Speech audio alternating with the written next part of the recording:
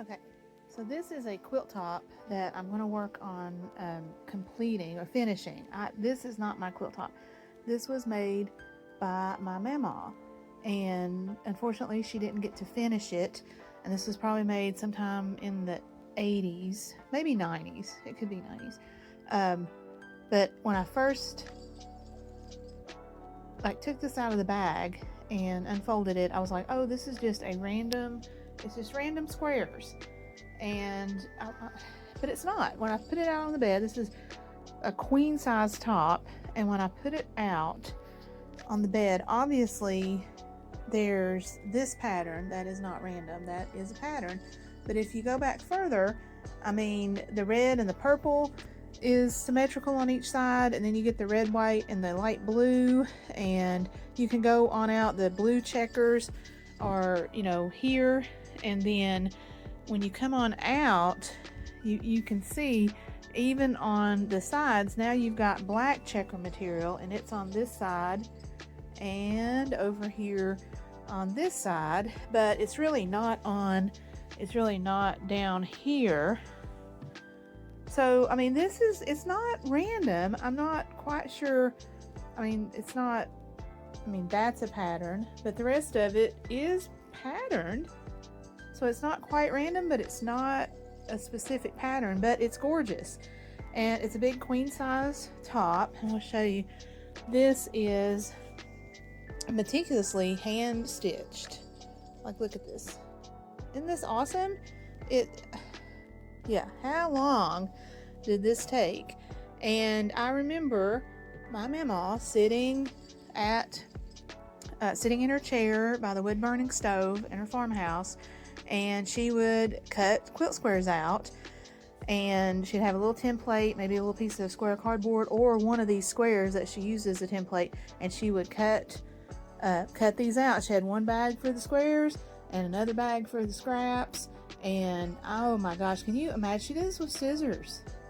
I mean, this was probably in the 80s that she cut these. It may have been 90s when she sewed them together, but this would take forever. I mean, now we use rotary cutters, and there's quilt machines that cut out little pieces. But look, oh, we got some damage. I didn't see that. I'm gonna have to fix that. But this is meticulous. How long would these take? I can't imagine. And so, like I said, this is just the top. It'd been sitting in a bag for years. She didn't get to finish this before she passed, and family gave it to me. I'm gonna have to fix that. I'm glad I saw that. Family gave it to me to finish because that's what I'm doing now, is kind of doing some hobbies and some quilting. I don't know that I'd have the patience to do this. I mean, this is, I'm much more of the machine quilting, bigger squares. And I'll tell you, I know that each one of these patterns, and this is a polyester, kind of a polyester nightmare if you feel it, but each one of these patterns, I can almost guarantee you, was a item of clothing. I mean, that's what she would do. She would cut up the old clothes, and and this is beautiful. This is a queen size quilt. It's got, like I said, that area of damage, and hopefully I don't find too much more damage, but this is all hand stitched. And so I'm going to be finishing this quilt. It's beautiful. You don't see many of these. The quilting of today is all, she would finish them and then hand tie them back then. And so, now, you would see this heavily quilted with some kind of pattern long arm thing, but this was all done by hand back in the day. And obviously she hand sewed everything, and this would be hand quilted as well, probably just tied. She would tie the quilts. So just needed to share that. It's gorgeous.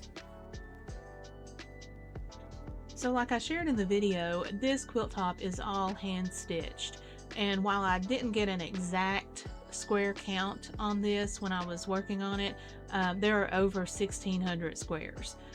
This is just crazy to think about, that back in the 80s, early 90s, that my grandmother was able to make this top, you know, well over 1,000 squares, all hand stitched with a non-random pattern. It's kind of a random pattern, but it's not. And she did this without, she didn't have a, you know, a design wall, and she didn't have a quilting studio, and she didn't have any real modern tools that I use today. And so it is kind of impressive just to see this work of art. And so when I'm finishing this, we're going to go through kind of how I finished it. And I had a few goals in mind when I did this. The first, you know, it's been, this quilt top has been in a bag long enough. It was time to finish it, and I wanted to get it done relatively quickly. I was trying to get this done in time for Christmas, which I got it done in time for Christmas, and give this back to my dad, as it was his mother that made this. And so that was my first goal. My second goal was, of course, to repair any damage. It's all hand stitched. I wanted to reinforce it if I could, but at the same time, I wanted to stay true to the techniques my mama would have used to finish this quilt. And now, if she would have finished this, it would have probably had like a blanket in the middle as batting, and then she would have most likely put a sheet on the back and then hand tied it. That is what I remember most of her quilts looking like, no matter the pattern or how big the squares were or anything like that. They had just a white fabric on the back that really felt like a sheet, and that's probably what she would have used. And then it would have probably had like a self-binding, or the sheet, the backing material would have been used to bind it, and then hand tying it. Now, I'm not going to do that specifically, just because that would take me forever, and I'm just not, that's not my thing.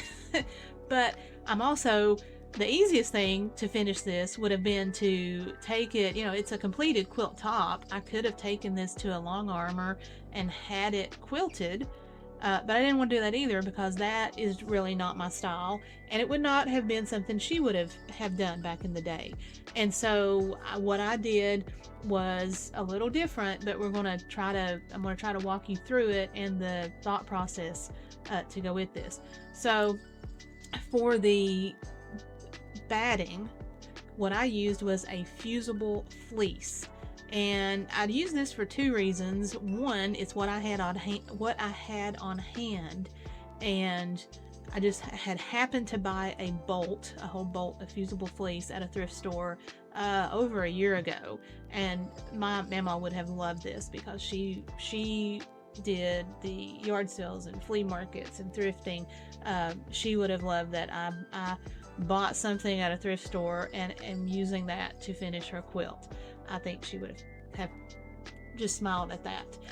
But this fusible fleece actually turned out to be probably a very good decision, because I was able to literally iron on this fleece batting material to the quilt top, as you see here.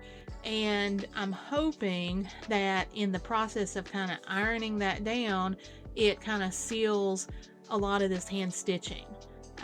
You know, will it hold up after wash for that purpose? I don't know, but that's the first goal.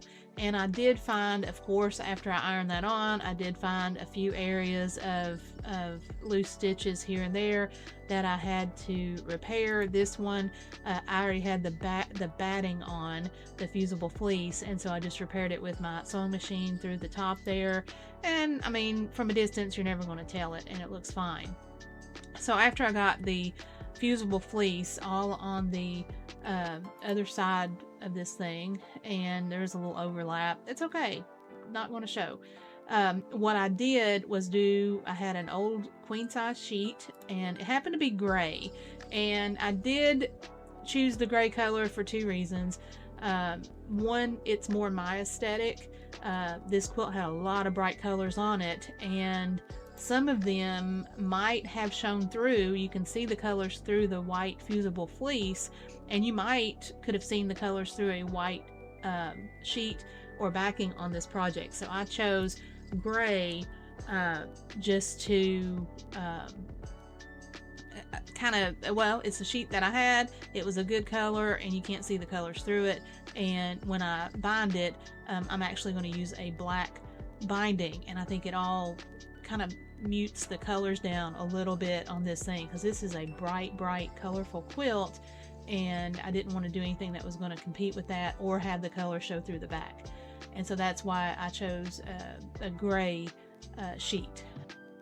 So I took the sheet that I was going to use for the backing, and I laid that sheet down on the bed. I put the top, which had the fusible fleece fused to the back of it, I put that down on the bed, and then I kind of squared everything up as best I could, and I rolled it up, put some clips on it, moved it over to my machine.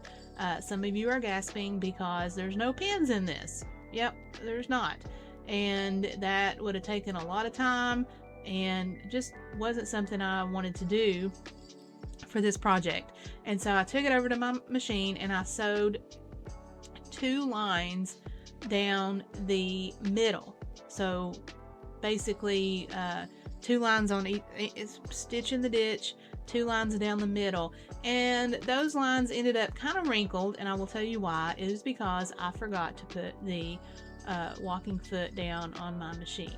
I have a machine that's a little new to me, and I just totally forgot. I've only done one big quilt project previous to this. I've repaired another one, but yes, the walking foot would have helped eliminate some of those wrinkles. Pins would have helped eliminate more of them. But you know what? It's going to look good. It's going to look fine. The 2 lines down the middle, I did that, and then I did a straight line, stitch in the ditch, straight line coming off of each side, kind of staggered. And then what I did was go from the middle and go out diagonally to each corner and start putting in little tacking stitches. So instead of hand tying, which is what my mama would have done, I used the zigzag stitch on my machine. I just positioned the quilt kind of on those points of 4 corners connecting, and I didn't do every corner. I mean, that would have taken a long time. But I did diagonally down, and then maybe every other or every third junction. And I did this basically from the center diagonally out to the corner, and then I would do another line like that. I would flip it over and see kind of where the gaps were, trying to get it as even as I could. And I just kind of kept tacking away at it. And I would, like I said, get it out, see that it needed more, put it back under the machine and start tacking it again. Because from the top, I couldn't see every little tacking stitch I put in. I would have to flip it over on the back to get an idea of where it needed kind of more tacking stitches at. And so I did that, and I tacked it. When my mama would have hand tied something, she would have probably tied it through some of the intersections and sometimes in the middle of a square. Now usually those are bigger squares, so I'm not sure exactly how she would have done this one, but I chose to kind of tack those 4 corners in on a lot of these. And then we go to trimming. I had to trim. Now my machine fortunately has kind of an automatic cutter, but it leaves these little tags, and so I didn't have to snip it while I was working on it. I could tack it, hit cut on the machine, it would cut it for me. I would move it to a new square, tack it again, same process. So that made it a little easier. But then I had to go back, of course, and cut all these little tags, which I did. And then when you flip it over to the front, I had to cut those little tags, which I did. And I will tell you that no matter how many times you go over this thing and cut the little tags, you will still find little tags to cut, because I thought I had them all done.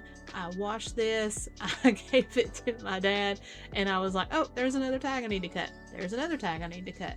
So go over it a couple of times, but you're probably not going to get every little one, but they're easy to just trim off. Now after I got all the little tags cut off and all the tacking stitches were on the top, the next step would be to trim the edges and kind of what they call squaring up a quilt.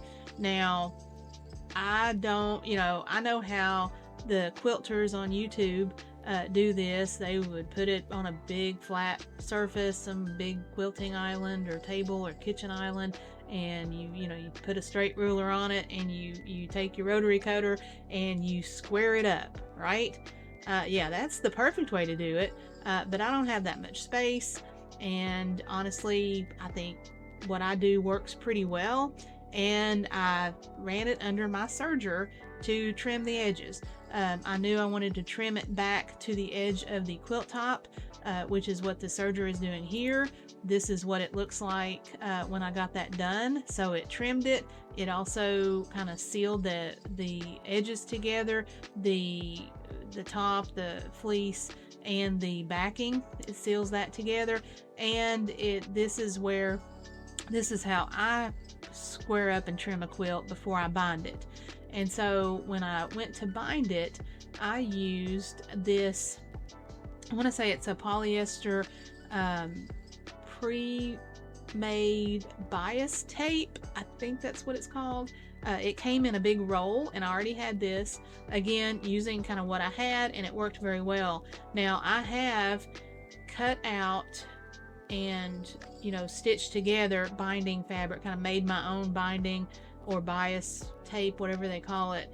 I've done that for a quilt on the denim and sweater material quilt that I repaired. There's a video on there, but I chose to use what I already had, and the black was a very good border for this because it's so colorful, and there's black squares in the quilt.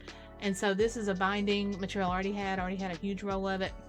So you can see here, it was already folded and ready to go. So I put it on there, started stitching it in, stitching it down.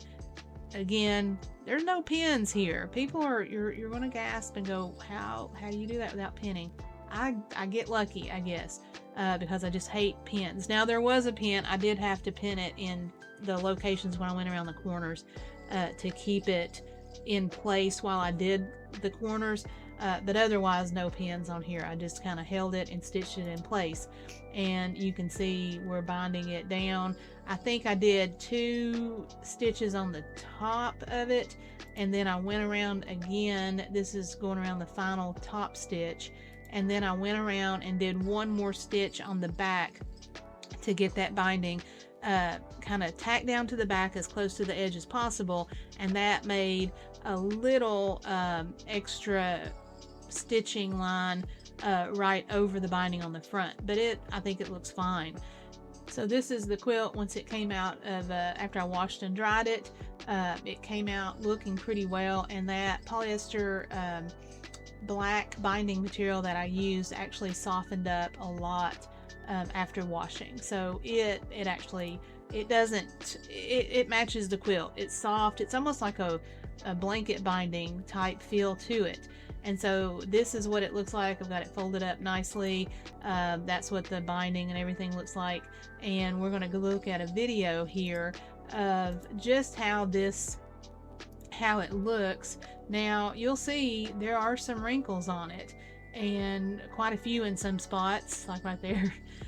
But there's my corners, and like I said, this binding material actually softened up pretty well.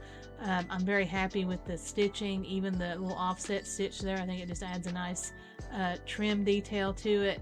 Again, there's wrinkles. It's fine. It's not going to affect. You're really not going to see the back that much anyway. You're going to have this on the top, and the back is super soft because it's this old sheet, and there are all the little tacking stitches. So it really does have the appearance of a hand-tied quilt from the back, and it doesn't have the little tags that you would normally see on a hand-tied quilt on the front, but all these little tacking stitches. It has the feel of what my mamaw would have done. This is pretty close to how I think she would have finished this quilt, and I was able to use kind of more modern techniques, get it done relatively quickly, stay fairly true to what she would have done, and still have this gorgeous piece. And this is, I mean, it's an antique piece of art. So I'm really happy with how this quilt turned out. And you know, is it perfect? No, it's not perfect, but it is done, and that was the primary goal. There was to get it done and to stay somewhat true to the techniques that she would have used. Now, you know, I did not hand tie this, but I did machine tack it in a way that makes it look similar to hand tying. And getting that, I used a little bit different colors for the backing and the binding than I think she would have done, but she, you know, that's what she used and that's what she was used to. I think she would approve of this, and you never know, if she had had access to a huge roll of binding material, maybe she would have used that. I don't know. I would like to think she would be happy with this too, and I'm really pleased with it. It is a very soft, very nice quilt. My dad was thrilled to get it, and to see it completed, and to know that that she had made this and I finished it for him. And hopefully this can be used and cherished for many years to come, because this is a true kind of piece of history. It's art. It is something that is very impressive, considering the tools that were used and all the time it took to cut and hand stitch this thing together. And so I am very happy that I was able to complete this and give it and you know, complete its purpose, because it didn't need to be sitting in a bag. This thing needed to be finished and able to be used, and it is now. And so if you've got a project that you're wanting to get done, but you're afraid that you can't do it, you can't get it done, or you can't get it done perfectly, the big lesson here is it doesn't have to be perfect. This thing is great, and yeah, it's not perfect, and that's fine. It's still a warm quilt, it's still a beautiful quilt, and from a distance you're never going to know it's not perfect, and that's the point. It's perfect in its own way, and that's what matters. And so have a good day, guys, and get those projects done. Take care.